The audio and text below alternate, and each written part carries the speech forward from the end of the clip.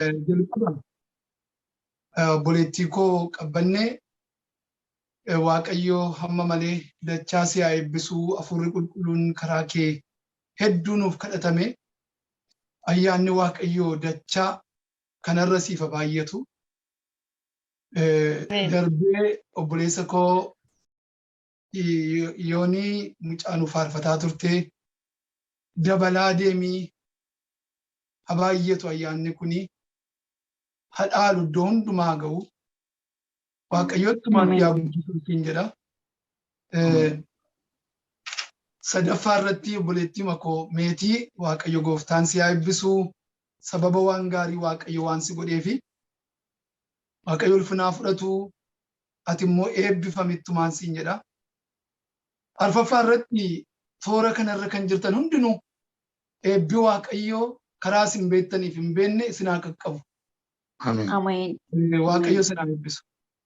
Kanumaanan jalqabaa maqaan Waaqayyoo kan galateeffame haa ta'u har'aa yeroo baay'ee fudhadhuu dafee dubbii Waaqayyoo dubbadhee ergasii booddee Waaqayyoon isin kadhanna.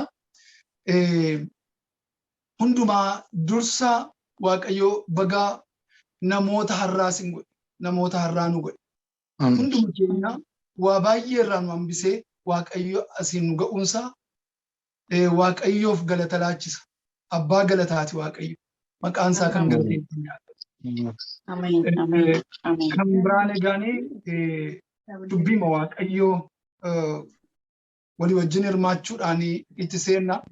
Dubbii Waaqayyoona keessatti guddisi har'a gara keessan fudhadhee kanan dhufe seexanni humna dubbii Waaqayyoo nu keessa jiruun mo'ama. Sagalee jedhuun dubbadha. Dubbiin Waaqayyoo nu keessa hoo jiraate seexana mo'uudhaaf mallattoo isa guddaadha. Dubbiin Waaqayyoo guutummaatti nu keessa jiraachuusaa fedha Waaqayyooti. Yoo dubbiin Waaqayyoo nu keessa jiraate maaltu ta'a jireenya keenya keessatti jireenya kiristaanotaa keessatti dubbii Waaqayyoo kanaanii seexana mo'achuun bifa kamiin isa jedhu walii wajjin ilaallaa. Mee sagalee Waaqayyoo keessaa dubbii nan dubbisu wangeela Maatiyos irra isa jiru boqonnaa 4 lakkoofsa 1 hanga 11 isa jiru walii wajjin ilaalla. Wangeela Maatiyos boqonnaa 4 lakkoofsa 1 hanga 11tti maqaa gooftaa Iyesuus Kiristoosiin nan dubbisa. Ergasii Yesuus seexanaan qoramuudhaaf Hafuura Qulqulluudhaan gara lafa onaatti geeffame. Inni guyyaa 40 halkan 40 erga soomee booddee beela'e. Yommus inni isa qoru dhufee ati dhugumaan ilma Waaqayyoo yoo taate dhagoonni kun buddeena akka ta'aniif abboomii ittiin jedhe. Yesuus garuu deebisee caaffata qulqullaa'aa keessatti namni nyaata duwwaadhaan hin jiraatu dubbii afaan Waaqayyoo keessaa bahu hundumaan malee kan jedhu caafameeraa jedhe. Seexanni ammoo gara mandara qulqullaatti isa geessee fiixee guutuu mana qulqullummaarra isa dhaabachiise. Ati dhugumaan ilma Waaqayyoo yoo taate kanarraa gadi of darbadhu. Inni ergamoota isaa siif hin abboomaa miilli kee dhagaatti akka hin buuneefis isaan harka isaanii irratti si hin baatuu kan jedhu caafamee ittiin jedhe. Yesuus garuu Waaqayyoo kee gooftichaa gar malee hin eeggatin kan jedhus immoo caafameeraa ittiin jedhe. Ammas immoo seexanni gaara dheeraa tokkotti ol isa baasee mootummoota biyya lafaa hundumaa ulfina isaaniis itti agarsiisee lafa dhoofte anaaf yoo sagaddee isaan kana hundumaa siif nan kennaa jedheen. Yommus Yesuus immoo seexana nana agartuu koo duraa turi. Waaqayyoo kee gooftichaaf jilbeenfattee sagadi isa duwwaafis hojjedhu kan jedhu caafameeraa jedheen. ergasii seexanni isa dhiisee ergamoonni Waaqayyoos dhufanii isaaf in ergamanii. Ameen. Hin kadhanna Waaqayyo Hafuurri Qulqulluun akka nu barsiisuuf. Mee Waaqayyoon daqiiqaa tokkoof lama gara ofii keessaniitti waama. Nama dubbii Waaqayyo kana qabatee gara keessanitti dhufe kana irraanfadha. Waan silatti toltan hundumaa irraanfadha. Waan keessa jirtan dagadha. Waaqayyotti dhiyaadha. Na barsiisi. Gurra lubbuu koo naa banidha Waaqayyo. Waaqayyo barsiisa. Hafuurri Qulqulluun barsiisa.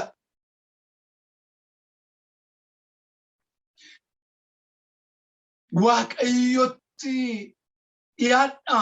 Innis isinitti dhiyaata. Seexanaan immoo mormaa innis dhiisee baqataa jedha dubbii Waaqayyo. Mee hafuuraan gara teessoo Waaqayyo isa hundumaa danda'utti habalaliinu, gara sanatti fiignu, gara sanatti baqannu. Waaqayyoon yeroo tokko ayyaannu, isatti dhiyaannu, inni nutti dhiyaata.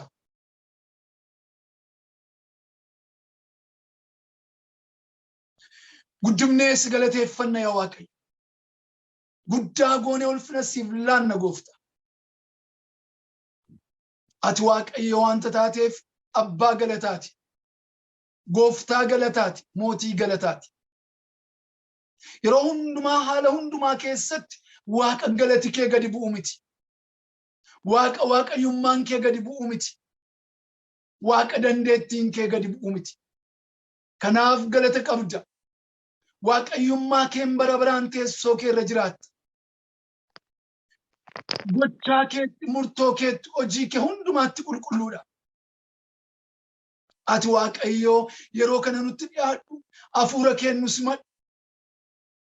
Gurra lubbuu keenya, gurra qalbii keenya nuuf bani. Cubbuu adda adda keenyaa nuuf dhiisi.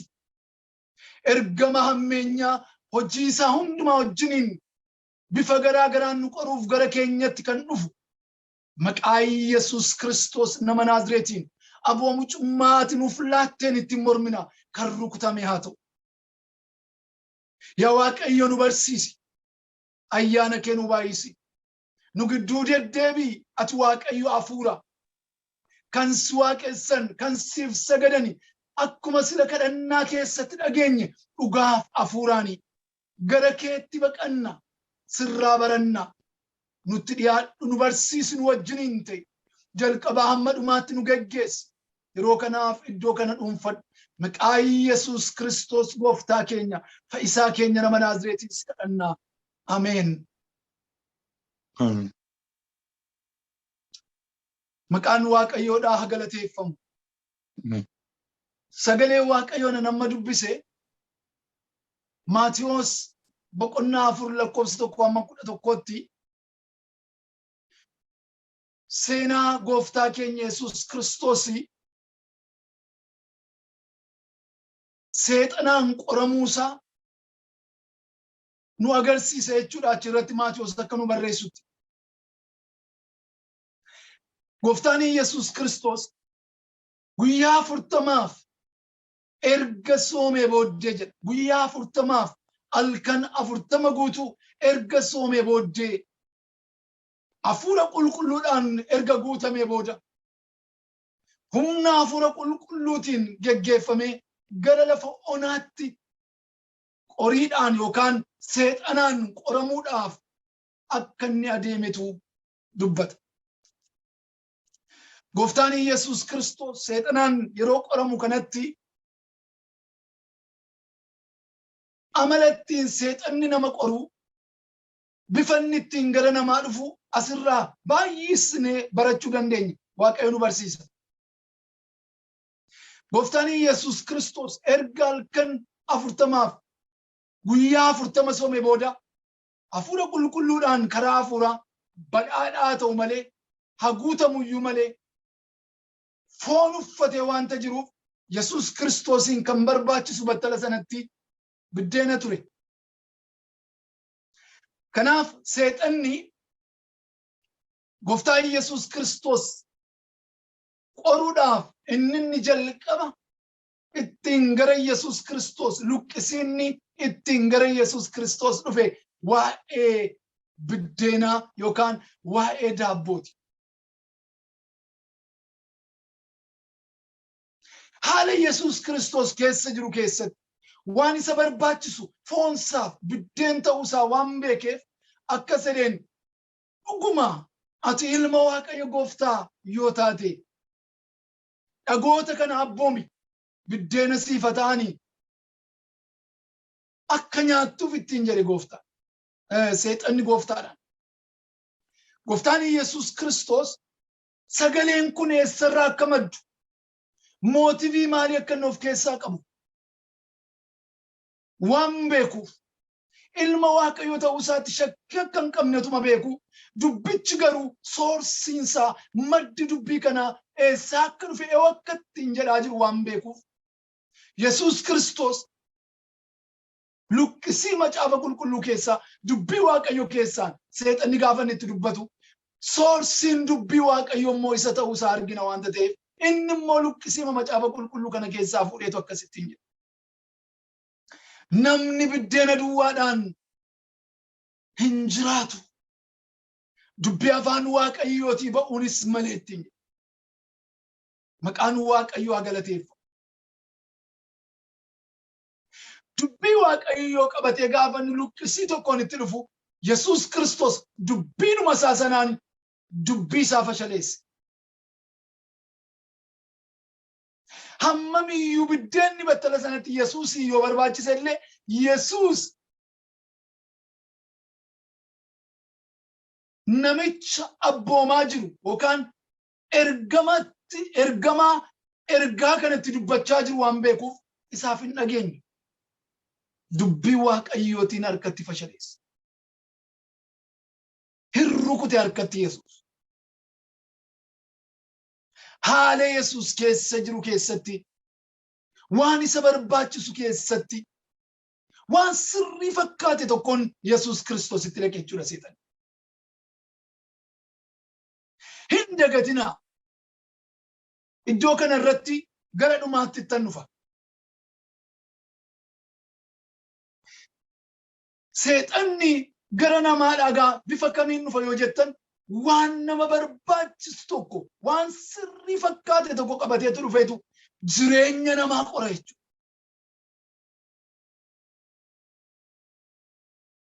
Waan nu barbaachisu irratti isa nu barbaachisu beekee isa nuuf godhu Waaqayyo harkaa fudhachuu nu barbaachisa. Waan nu barbaachisu tokko gaafa inni dhufee nu fuuldura dhaabbatu gaafa inni dhufee nutti mul'atu harkatti diriirsinee fudhachuu dura soorsii isaa yookaan madda isaa sana calalachuun barbaachisaadha jechuudha.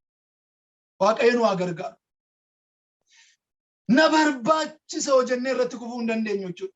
Iddoo kanatti akka dubbii Waaqayyootti waan nu barbaachisu tokko maddi isaa eessaa akka ta'e calalachuun barbaachisaadha akka dubbii Waaqayyoo kana. Waan nu barbaachisu tokko na barbaachiseera jennee fudhachuu akka nu hin dandeenye dubbiin Waaqayyoo asirratti ogummaa tokko akka inni jireenya keenya keessa nuuf kaa'utu argina.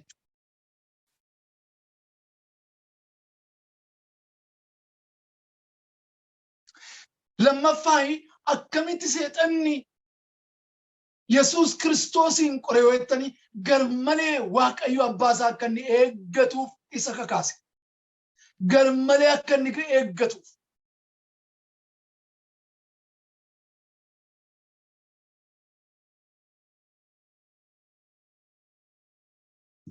Waaqayyo laayinii keessatti namaaf argamu qaba. Toora keessatti namaaf hojjetu qaba. Toora keessatti namaaf mul'atu qaba. Laayinii sana keessaa ala baanee akka nuyi Waaqayyoon garmalee hin eegganneef inni kun immoo dallaa sirrii nutti godha jechuudha iddoo kanatti. Maaliif asirrattis waa tokko dubbate tuqaa lammaffaa irratti. Dhugumaan ati yoo ilma Waaqayyoo taate ittiin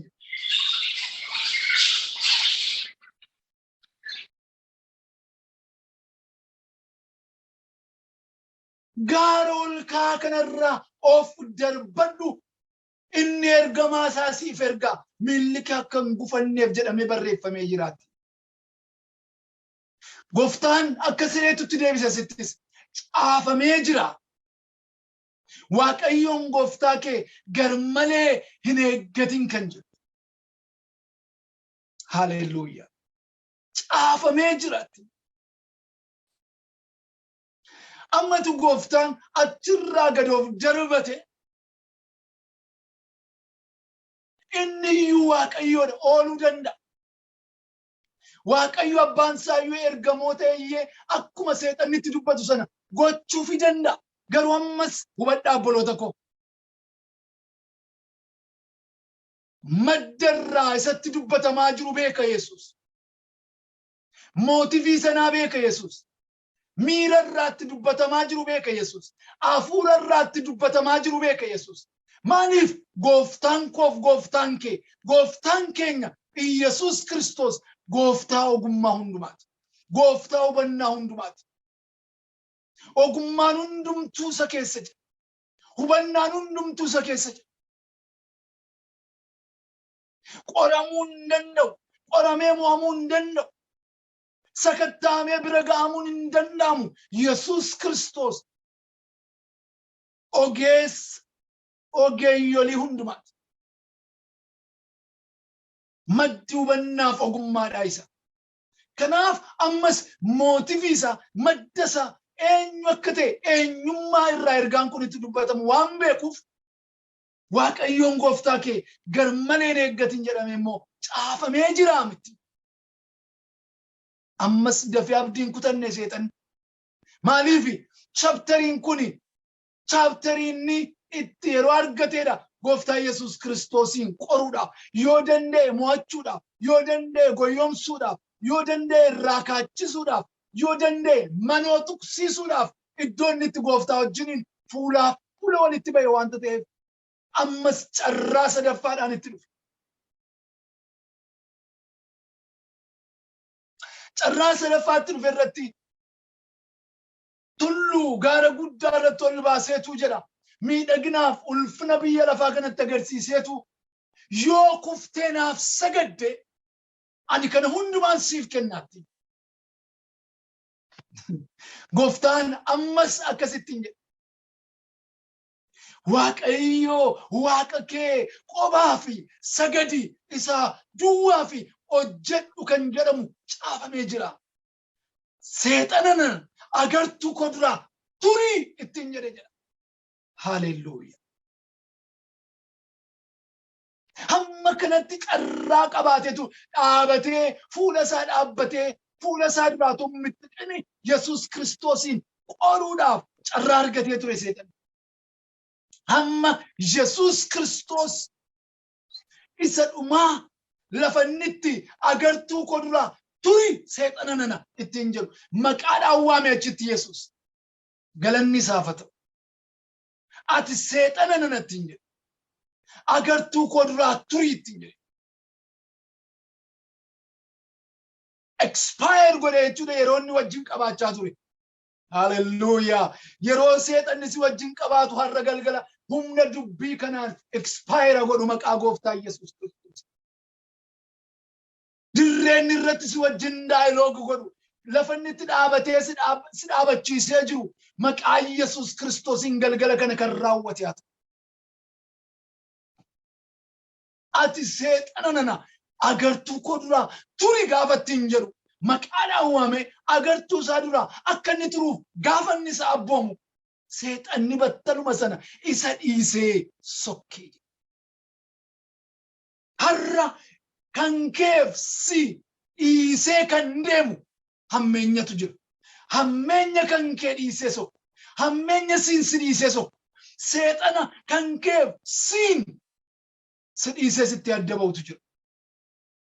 Diina si falmu, seexana si falmu, kan keef siin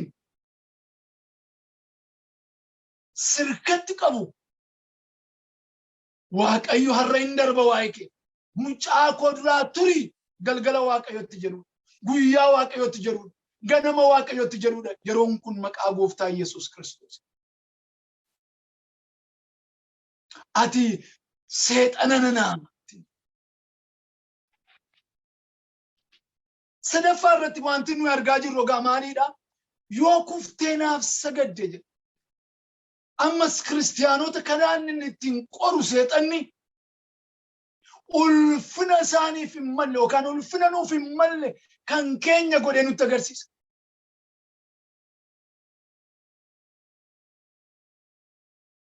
Ulfina Waaqayyoo namni akka inni boccokatu godha yookaan immoo ulfina Waaqayyoo dhiisee seexanaaf ulfina laatee namni seexanaaf akka inni gugguufu taasisa.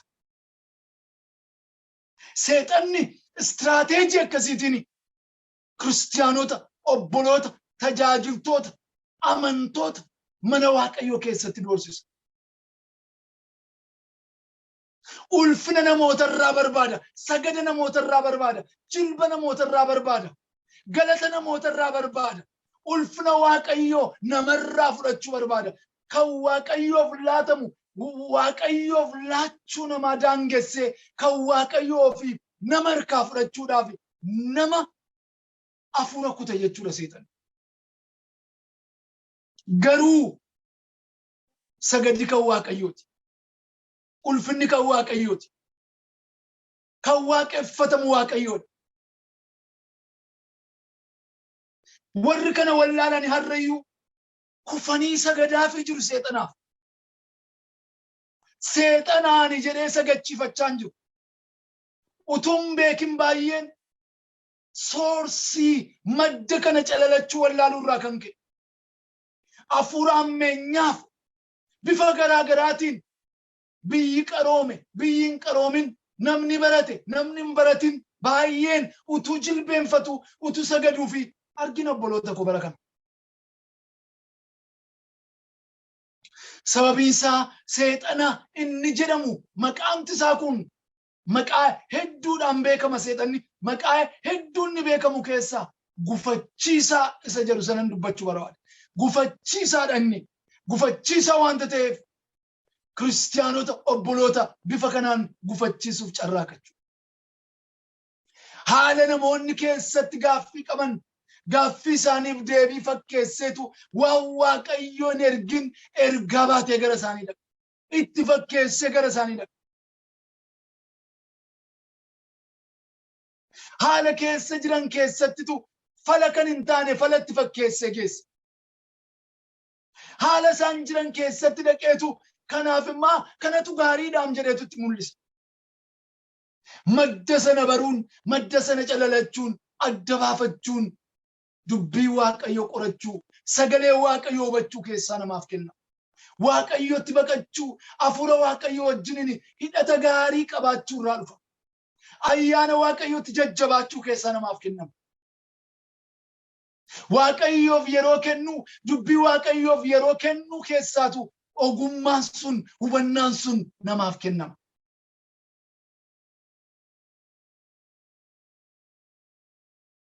Garmalee Waaqayyoon eeggachuun harrayyuu attamitti ta'a yoo jettan dubbii Waaqayyoo guutummaatti of keessaa dhabuu keessaa kan ka'eetu jireenya namaa mudata kun. Dubbii Waaqayyoon hubannu yoo ta'e garmalee Waaqayyoon eeggan.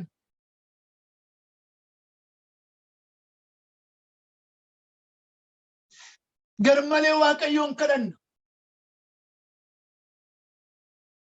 Garmalee Waaqayyoon hubanna.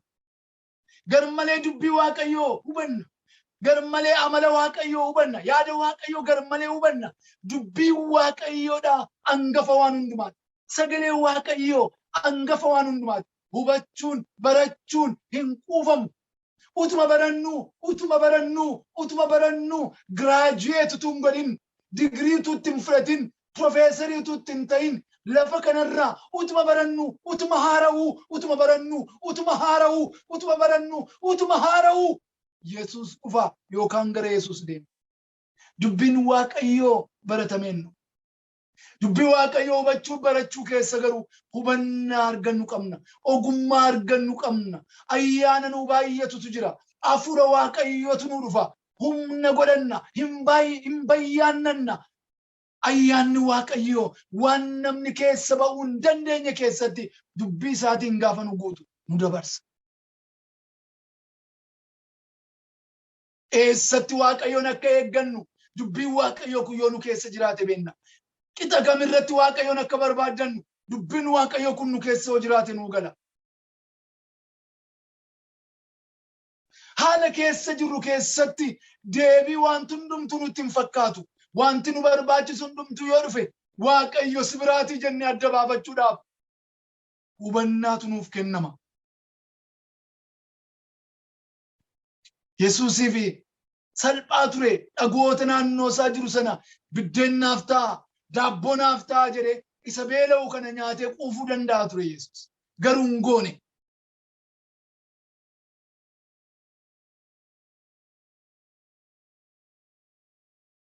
Obboloota koo dubbiin waaqayyoo jireenya keenya keessaa jiraatu. Dubbiin waaqayyoo guutummaatti yoo nama keessa jiraate raajiin yoo raajame ergaan yoo dhufe madda isaa beenna. Sababiin isaa hafuura waaqayyoo nu keessa guuta. Hafuurri waaqayyoo nu keessa jiru kun dubbii waaqayyoo nu keessa jiraachisa. Hafuurri waaqayyoo nu keessa jiru kun madda irraa ergaan nutti dubbatamullee adda nuu baasa. Nuuf calala. Nuuf galcha. Sababiin isaa sagaleen waaqayyoo akkasidha. Hafuurri waaqayyoo hafuura keenyaaf immoo dhugaa hin ba'a jedha. Maqaan waaqayyoo kan galateeffame haa ta'u.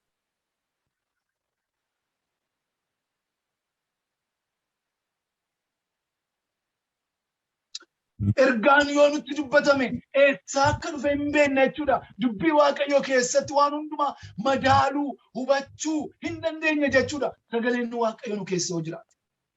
Dinqii yoo ta'e, rakkinni yoo nurra ga'e maaliif akka nurra ga'e nu ibsa inni nu keessa jiru. Nu gargaara inni nu keessa jiru. Nu agarsiisa inni nu keessa jiru. Nu jajjabeessa inni nu keessa jiru.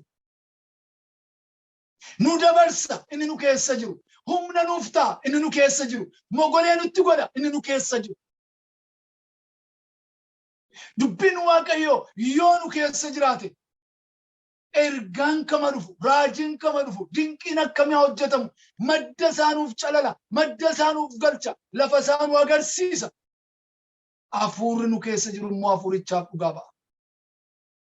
Sababiin isaa hafuurri waaqayyoo inni sin keessa jiru hafuurichaaf dhugaa ba'aadha. Al tokko tokko ergaan nutti dubbatama nuun galu. Raajii dhageenya nuun galu. Hin dubbatama hin ta'u. Sagaleen waaqayyo nu keessa yoo jiraate garuu ibboo kana hundumaatti nu fayyisa.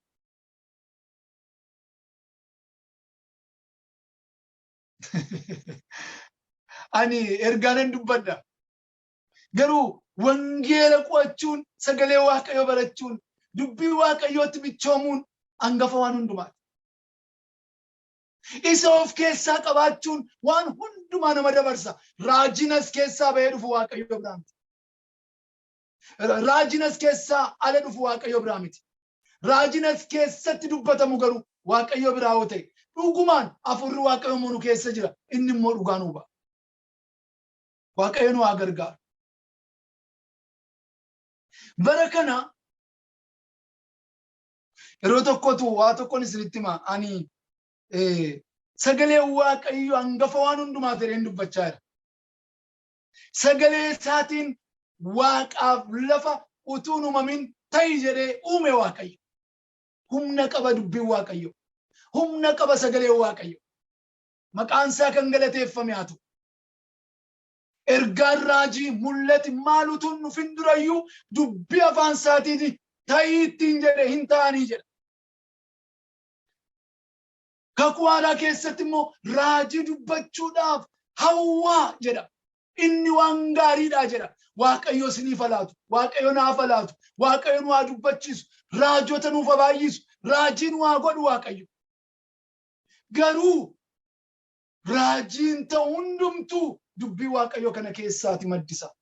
Soorsii waan hundumaa, madda waan hundumaa akka hubannuuf galgala kana waaqayyo dubbii na keessa kaa'e. Eenyu haa dubbatu, eessarraa dubbatamu madda isaa hubadhaa. Amen. Gidduu ittiin isin kofalchiisan siriyeesii Waaqayyoon dubbachiisaa jira nyaarri koo walitti hidhameera ta'e hin beeku. Iddoo tokkotti konfiraansii tokko keessatti yeroo tokko biyyatti jechuudha baadiyyaa tokko iddoo maqaa isaan dha'u baadiyyaa tokko keessatti konfiraansii guddaa nuti ta'ee jirutu yeroo sana reef rivaayivaalii ka'ee weestarni sinoodii keessatti Wallagga dhiyaa keessatti jechuudha dinqii gurguddaatu taatu. Achumaan baadiyyaa tokko keessatti namni dirree irra taa'ee waaqeffata mana keessi waliin ga'u waanta ta'eef dirree irratti ta'a konfiraansii. Mana keessa guutanii tajaajilaan mana keessa dhaabbata garuu dirree irra immoo maayikiraafoonii gadi baasanii dhadhaabanii achi keessatti lallabama. Utuu ergaa dubbatu namni Waaqayyoo tokko fiigee dhufeetu gidduudhaanii keessummaadha ergaa sana kan dubbatu raajiin suni ammayyuu nama Waaqayyoo nama guddaadha. Dhaqeetutu manni ergaa dubbatu dhufeetu gatiitti isaatti bu'eetu nama Waaqayyoo anis ergaan qabaa jedhe. Hin beeku keessummaadha. Magaalaa Naqamtee irraa dhufe eenyu akka ta'e hin beeku tole jedhee gaafa itti laatu namni akka jedhu kun maraatu baay'ee beekamaadha mandara sana keessatti. Yeroo hundumaa uffatee deemaa baay'ee harka isaarraa hin dhabanii riilii namooti isinii beekuu dandeessanii naannoo keenya kan jirtan yoo maqaa isaa dubbadde hubeettu tasfaa jedhama namni sun. Manatsarii gurraachaan fuula isaa cufatee gurra isaatti jedhee namoota gidduu galee dhaqee gurratti gaafa keedu maayikii itti laate keessummaan sun tun beekin. Maayikii gaafa itti laateedu inni immoo achi fuudhee Yesuus gooftaadha namni hundinuu hafuura keessarra ameen. Achi booddee maal jedha eebba guddaa keessa namoota jiran. Raajii isin erga silaatii dhaga'aa turtan ergaa namichatti hin kursiitti dubbachaa turte hundumtuu na biraa miti isinii jedha Waaqayyo gaafa maayikii lafa gaa'ee gaafa inni lafa kaa'u. Gaafa namni achi keessaa ka'ee wareeru lakkaa namichi tasfaa isa maraatu. Achumaan jaarsolii waldaadhaa achi fiiganii eewuudha kan kana godhu gaafa jedhanii inni ba'ee dursokka. Amantootaan akkas jedhani tasfaa isa maraatuudha waan ta'eef adaraa dhiifamanuu godhaa amantootaa deebi'aa hafuuratti Waaqayyoon kadhannaatii jennaan. Tasfaa maraatu maaliiti situ maraatuudha kan fuutee maayikiraafoonii maraatutti laattu jedhe tasfaan duuba sana. Maal isinitti muudhaafan jedhe har'a waan hundumaa dhaabbatanii sagalee Waaqayyoo keessatti ilaaluun barbaachisaadha. Bara kana waa baay'ee dhaga'aa jirra. Waa baay'eetu ta'aa jira. Maddi isaa eenyuudha? Eenyuudha kan sana hundumaa sochoosaa jiru? Yeroon akkas jedhu namoonni Waaqayyoo jiru. Raajonni Waaqayyoo jiru. Tajaajiltoonni Waaqayyoo jiru. Lallaboonni Waaqayyoo jiru. Geggeessitoonni dhugaan jiru. Warri Waaqayyoon sodaatan jiru. Eenyu iyyuu dubbatu eenyu? Gooftaan Yesuus Kiristoos madda ergaan irraa dubbatamu sana adda baafatee dhaabate. Dhumarratti maqaadhaan waame. Ati seexana nana. Maqaan isaa kan galateeffame haa ta'u. Agartuu koo duraa turi. Ittiin jedhe. Sagalee Waaqayyoo waan hin hubannee fi hin dogoggortuu jedha sagalee Waaqayyoo. Haaluma keessa jirru keessatti deebii kadhannaa kooti jennee wanta dhufe hundumaan fudhannu. Waaqayyoo siidhaa maddi deebii kooti. Siidhaa kana dudduuba kan jiru. Situ natti hiixachaa jira. Fudhadhuu dhiisuu. Waama harka kee irra ga'aa jiru Waaqayyoon gaafadhu. Waama fuutee boorsaa kee keessa kaa'achuu dandeessu Waaqayyoon gaafadhu. Waama fuutee afaan kaa'achuu dandeessu Waaqayyoon gaafadhu. Waama fuutee kan kooti jechuu dandeessu Waaqayyoon gaafadhu. Soorsii isaa adda baafadhu. Madda isaa adda baafadhu. Yaa obboleessa ko, yaa obboleettii ko qulqulleeffadhu. Hubannaa akka godhannu barbaada Waaqayyo. Ogummaa akka godhannu barbaada Waaqayyo. Tokkotu biyyan jira. Waaqayyo waggaa haaraa dhufu kanatti kanan si godha naan jedhe gammee waggaa haaraanii isa kan faranjii ta'e isa kan keenyaa kana ta'e immoo na wallaalee naan jedhe. Konviizhinii keessaa Waaqayyo nama baasa. Bitaacha ergaa waan sitti galu baattee hin rakkatin. Waaqayyo siif galcha. Ergaa fayyinaaf eebba of keessaa hin qabne baattee hin gangashin barake. Waaqayyo madda isaa siif ibsa.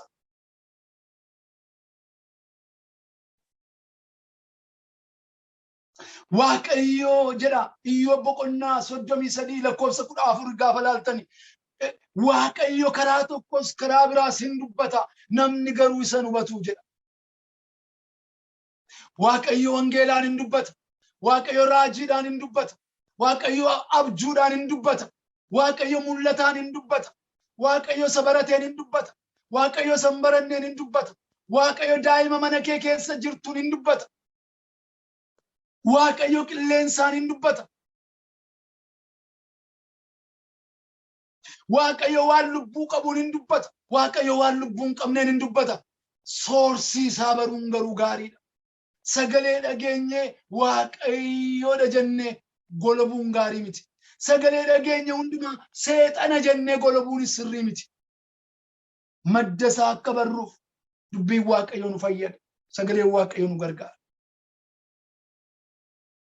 Garmalee Waaqayyoon akka eegganneef sagaleen Waaqayyo nu gargaara. Isatti michoomuudha. Isatti hidhachuudha. Isa nyaachuudha. Isatti maxxanuudha. Sagalicha dubbifachuudha. Dubbii Waaqayyoon gadi baanii ol galuudha. Keessumaa bara kana.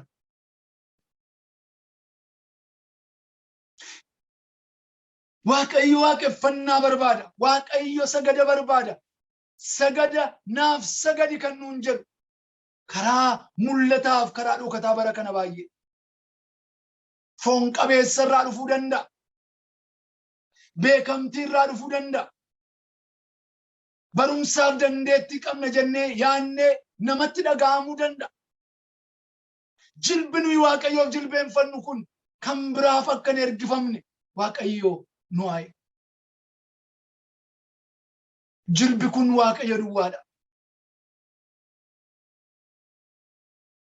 Sagaduuni jilba kanaan lafa ga'uu duwwaa miti. Lapheen namaa waan bitamuuf hundumaaf jilbichi jilbeenfateera jechuudha. Yaanni namaa waan bitamuuf hundumaaf jilbi kun jilbeenfateera jechuudha. Garuu sagadi waaqeffannaaf kabaji guddaaf hangafti kan Waaqayyooti. Seexanni wantolii sadan kanaan gooftaatti dhaqe. Gooftaan immoo haala keessa jiru keessatti rakkina yerootiif biddeeniif jedhee seexanni waan inni abboome Yesuus Kiristoosin keessumsiif dubbii isaatiin dubbii isaa cabse. Garmalees Waaqayyo abbaa isaa akka hin eegganneef dubbii isaatiin ammas dubbii Waaqayyootiin dubbii seexannii qabatee dhufe harkatti rukute. Waaqeffannaaniif sagan kan Waaqayyo qophaa akka ta'e immoo booddanatti dubbate ati seexana nana. Agartuu koo duraa turittiin jedhe. Innis isa dhiisee baqate hin deeme ergamoonnis dhufanii isaaf ergamuu eegalanii jedha. Waaqayyo nu haa gargaaru. Rakkinni yeroo deebii sirrii nutti fakkaate haala keessa jiru keessatti rakkoo qabnu keessatti wanti deebii fakkaatee dhufu hundumtuu qorannoo barbaada jechuudha. Hubannoo barbaada jechuudha. Soorsii sana madda sana akka hubannu barbaada. Garmalee Waaqayyoon hin eeggannu. Kanaaf horee dubbii Waaqayyoo ta'idha. Eenyuufuu miti kan inni sagannu kan waaqessinu eewu daree Waaqayyoodha. Abbaan sagadamuuf Waaqni waaqeffatamu. Obbolootaa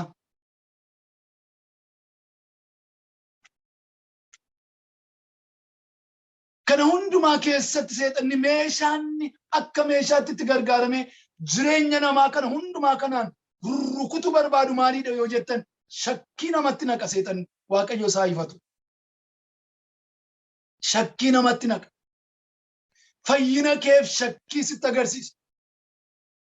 Haala keessa jirtu keessaa Waaqayyo akka si baasu akka ati amantuun barbaadu shakkii sitti naqa. Abdii Waaqayyo sii kennetti akka ati irkatti amanattee hin jiraanneef shakkii baatee dhufa.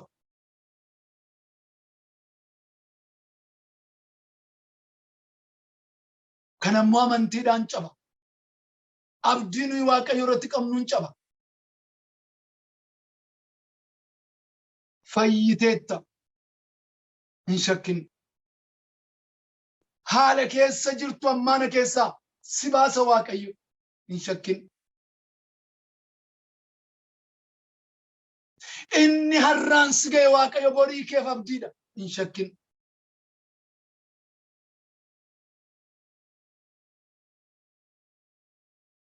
Inni si oolche Waaqayyo ammas oolchaa keeti hin shakkin.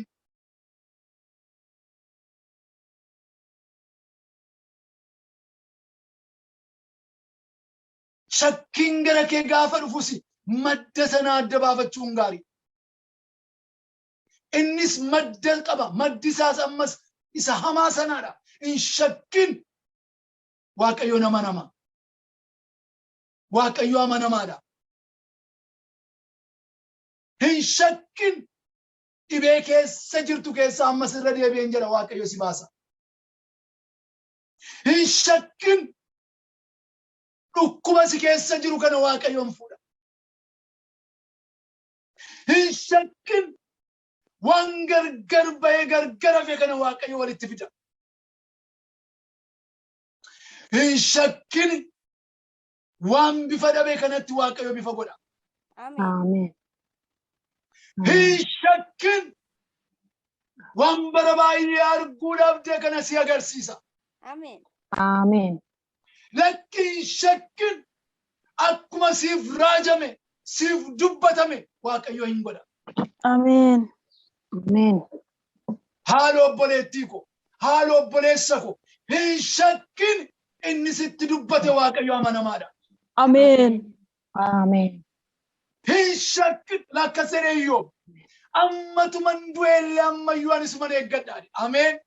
Amen. Ammatuman du'eellee anammallee suman eeggadha. Amen. Attam namatti tola kun. Ammatuman du'eellee. Kummee በኢየሱስ ስም ይጫለቅ ሰይጣናፍ መቃ ኢየሱስን ሰጀኑ ሰነባየ ጫለቁ አመቱ መንዱኤለ አኒ ዋቀዮ ኮንሸኩ አሜን አመቱ መንዱኤለ ዋቀዮ ኮነኒሱ አሜን አመቱ መንዱኤለ አነመዩስ መነገድ አሜን አሜን አሜን አሜን Keenya akkasitti mo'atan lafa kanarra yeroo jiraatan.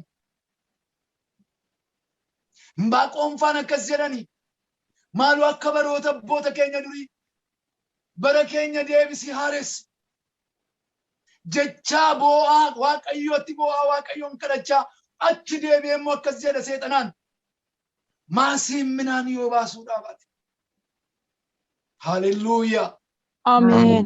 Hoolonni gorantoo keessaa yoo sagaleen nageessifne saawwanni yoo hin jiraanne iji ejersaa iji arbuu yoo hin jiraanne mukeetii isaarra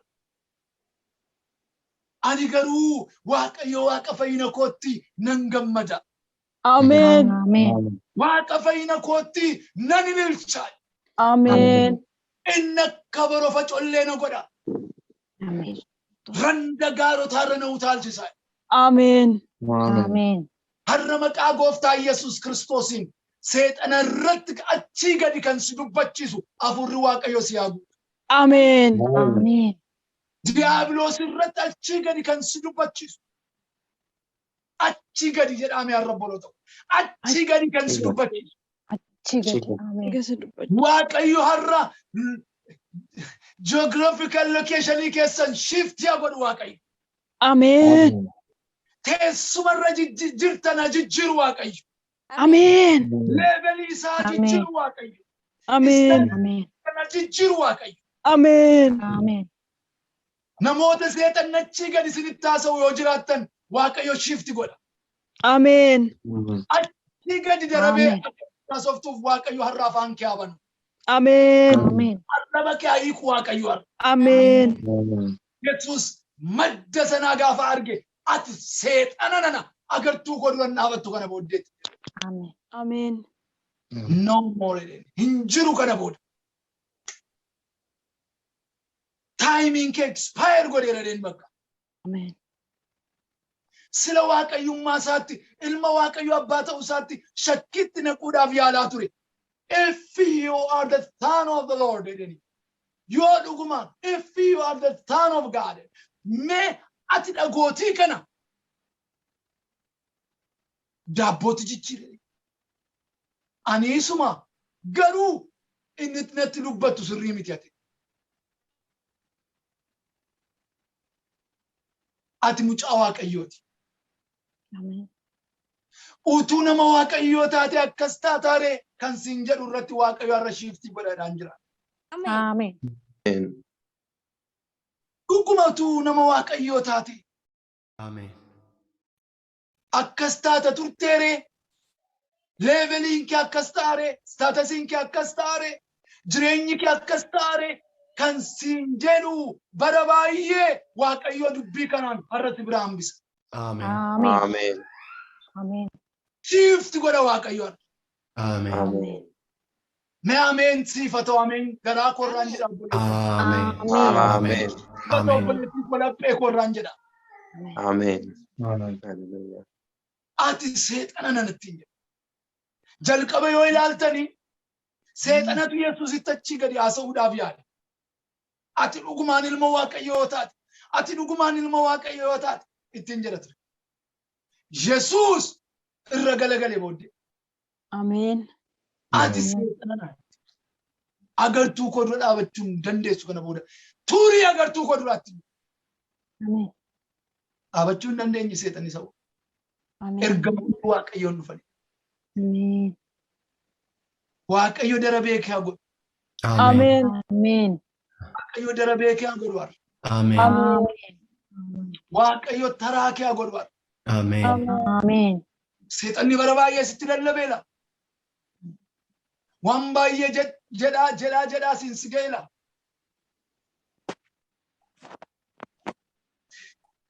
Haadha fakkeessee, yaada fakkeessee, obboloota fakkeessee, ergaa fakkeessee, nama fakkeessee, waan barbaade fakkeessee, waa baay'eedhaan sitti lallabeelaati.